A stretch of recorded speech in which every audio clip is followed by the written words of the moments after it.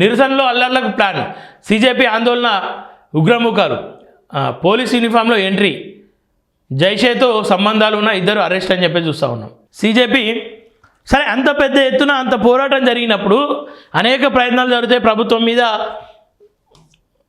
ప్రభుత్వం మీద ఏదో కుట్ర చేయడానికి కూడా, లేదంటే ప్రభుత్వాన్ని నెగిటివ్ చేయడానికి కూడా ప్రయోగాలు జరుగుతాయి.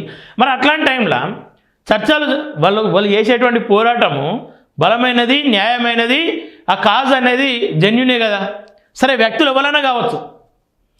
ఎవరైనా కావచ్చు కానీ సమస్య అయితే వాస్తవమే కదా. పరిష్కారం మీరే చూపింటే సీజేపీ పోరాటము, సీజేపీకి ఇంత పేరు ఎందుకు వస్తుండే?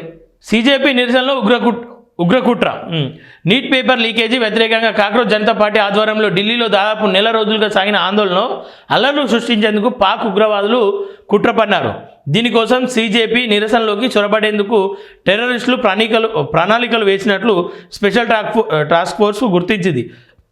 పాకిస్తాన్ కేంద్రంగా పనిచేస్తున్న జైషే మహమ్మద్ ఉగ్రవాద సంస్థలతో సంబంధం ఉన్న హమీం మోడల్ను 2 రోజుల క్రితం పశ్చిమ బెంగాల్లోని పూర్వ బర్ధమాన్ జిల్లాలో ఎస్టీఎఫ్ అరెస్ట్ చేసింది. పోలీస్ యూనిఫామ్లో జంతర్ మంతర్లోకి ప్రవేశించి అశాంతి సృష్టించాలని మోడల్ను పాక్ నుంచి ఆదేశాలు వచ్చినట్లు ఐజీ గౌరవ్ శర్మ వెల్లడించారు. అలాగే పశ్చిమ బెంగాల్ ముఖ్యమంత్రి సువేందు అధికారి కదలికలపై నిఘా ఉంచాలని కూడా హమీంకు ఆదేశాలు ఉన్నట్లు తెలిసిందన్నారు. బెంగాల్లోని బర్ధమాన్లో జైషే మహమ్మద్ అనుమానిత ఉగ్రవాది మహమ్మద్ అమీం మోడల్, అతడి ప్రేయసి అర్పిత సర్కార్ను పోలీసులు శుక్రవారం నాడు అరెస్టు చేశారు. వారిని విచారించగా రాజకీయ నేతలను హనీ ట్రాప్లోకి లాగడంతో పాటు అల్లర్లు సృష్టించాలన్న విషయాలను నిందితులు చెప్పారు. వారి నుంచి యూకే, మెక్సికోకు చెందిన అంతర్జాతీయ సిమ్ కార్డులను స్వాధీనం చేసుకున్నారు.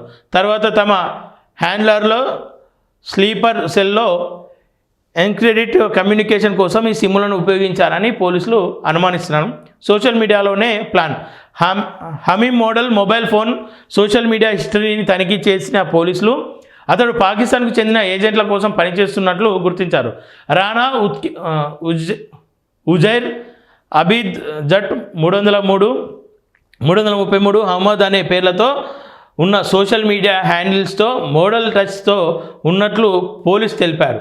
వీరందరూ కూడా షహజాబ్ భట్టి గ్యాంగ్కు చెందిన హ్యాండ్లర్లు అయి ఉంటారని అధికారులు అనుమానిస్తున్నారని చెప్తాను. సరే సీజేపీ విషయంలో వాళ్ళు కుట్రలు చేసే ప్రయత్నం చేసిరు, కానీ మీరేం చేసిరు? ప్రభుత్వం ఏం చేసింది? మరి స్పెషల్ టాస్క్ ఫోర్స్లు ఉంటాయి కదా, ఎందుకని చెప్పేసి వాళ్ళని అప్పుడే గుర్తించలేకపోయారు? అల్లర్లను ముందే ఎందుకు పసిగట్టలేకపోయారు? ఒక పాకిస్తాను గూఢచారి ఇండియాలోకి వచ్చి అది ఢిల్లీ నడిగొట్టున కుట్రలు చేస్తూ ఉంటే మీరు ఏం చేస్తూ ఉన్నారు? ఇంటెలిజెన్స్ ఏం పని చేస్తూ ఉంది? అంతవరకు ఎందుకు అవకాశం ఇస్తుంది?